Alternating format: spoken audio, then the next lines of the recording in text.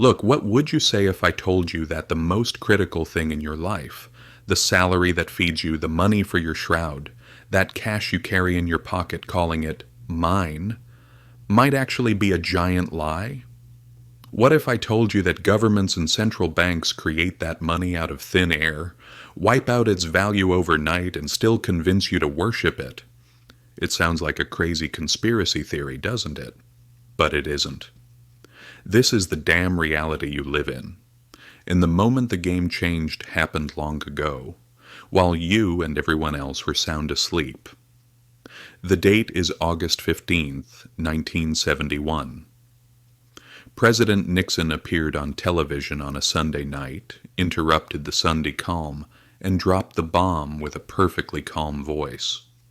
America was temporarily suspending the convertibility of the dollar into gold, meaning other countries could no longer bring in their dollars and get gold in exchange.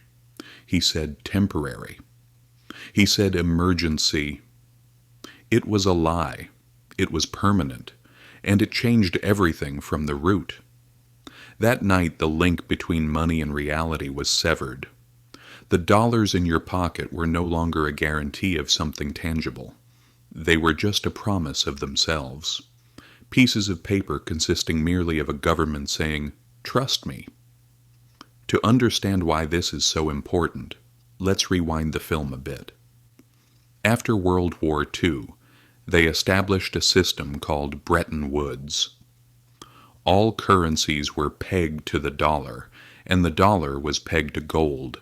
1 ounce of gold was $35. The system worked like clockwork because it had a backing. There was no inflation, everything was predictable, and the gold stood there like a rock. But in the late 1960s, America got stuck in a quagmire. Between the Vietnam War and social spending, the money ran dry. They poured dollars into the world in streams, but there wasn't that much gold in the vault. When foreign nations woke up and showed up at the door saying, "Give us our gold, take back your paper," America was cornered. They realized they couldn't keep their promise. Nixon's move was supposedly a band-aid, but that gold window never opened again. By the mid-1970s, the world was in a new era. The era of fiat money. It means "let it be done" in Latin. So, money exists because the government says, "this is money." And for the first time in history, there was no limit to how much of this money could be printed. The brakes had failed. Do you know what the scary part is? How quietly this event happened. There were no riots in the streets the next morning. Everyone went to work, withdrew their salaries, ran to the market. The illusion wasn't shattered, but on the inside, the gears had come apart. Humanity moved to a system based not on scarcity, but solely on faith. And history tells us this very clearly. If the foundation is only faith, the collapse of that building is only a matter of time. Because we've seen this movie before. The Romans learned this lesson the hard way. Emperors hollowed out silver coins to feed their armies and live in luxury. Nero reduced the silver, his successors exaggerated it further. Eventually, coins turned into bronze scrap, merely dipped in silver. Inflation exploded, trust vanished, and people started bartering. Rome, the fortress of order, rotted from the inside because its money could not be trusted. Centuries later in China, the Yuan dynasty tried paper money. At first it was great, easy to carry, but the emperors immediately tasted that sweet poison. Why bother collecting taxes from the people? I'll just print money and move on. The printing presses ran hot, trust froze, the economy turned upside down. Do you see the pattern? Technology changes, centuries change. But that cursed temptation never changes. The moment governments can detach money from real value, they do it. And when they do, the public always pays the bill. Meaning, you pay it. The Nixon event in 1971 wasn't an isolated accident. It was the new chorus of the same old song. The only difference was that this time the scale was massive. When Rome collapsed, the world kept turning. But in 1971, the dollar was the backbone of the global system. When the dollar snapped its leash, the whole world was dragged toward the cliff. Everyone started playing the same game. Central banks played with interest rates, inflated debts, and governments tasted the flavor of unlimited borrowing. They thought they could manage the economy like a machine with that fancy lie they call monetary policy. The result? Credit explosions, massive bubbles, and crises, each worse than the last. But the truth is, these systems are designed for speed, not stability. It's like a bicycle. If you stop pedaling, you fall. Debt must grow. Money must be printed.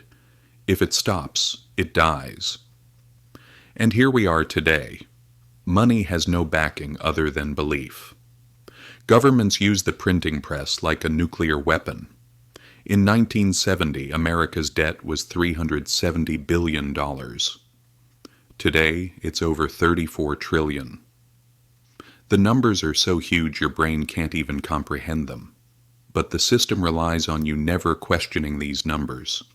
The dot-com bubble, the 2008 crisis, the 2020 pandemic.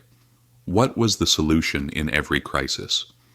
Print more money, issue more debt. They call this stability. Lie. This isn't stability. This is flooring the gas pedal toward a wall. Who pays the price? You. Your purchasing power is melting away. Gold, which was $35 in 1971, has surpassed $2,000 today. House prices have flown away. You think your salary increased? A fairy tale. Only the numbers got bigger, your life got smaller. You work more, save less, own nothing, and they trick you into believing this is normal. This isn't just America's problem either. Europe, Japan, China. They are all in the same swamp. Everyone prints unbacked money and prays for the trust to continue. But the bitter truth is, trust lasts until it snaps. Look at Weimar Germany.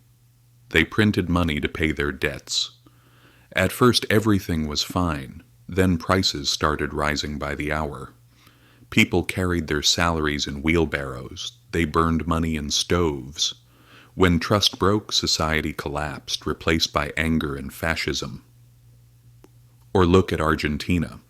They went bankrupt dozens of times. The people flee to dollars or crypto. If money loses its meaning, life turns into hell just like that. So I ask you, while history is screaming at the top of its lungs, why do we think this won't happen on a global scale?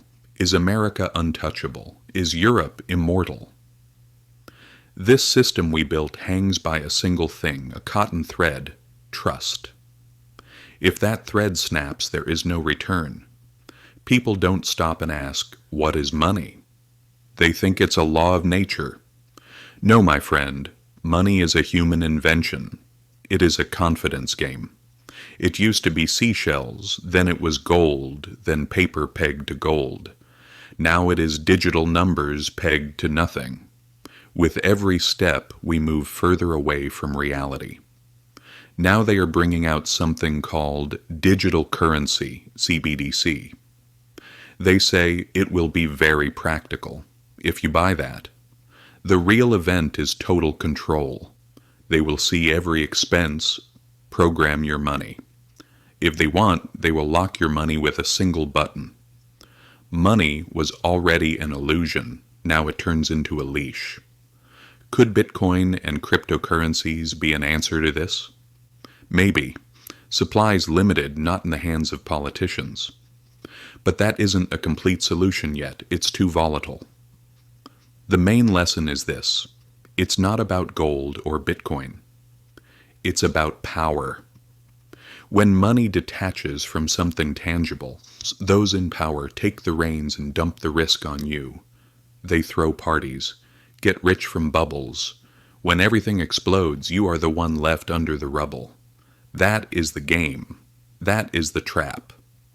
And this trap was set the day money stopped being real.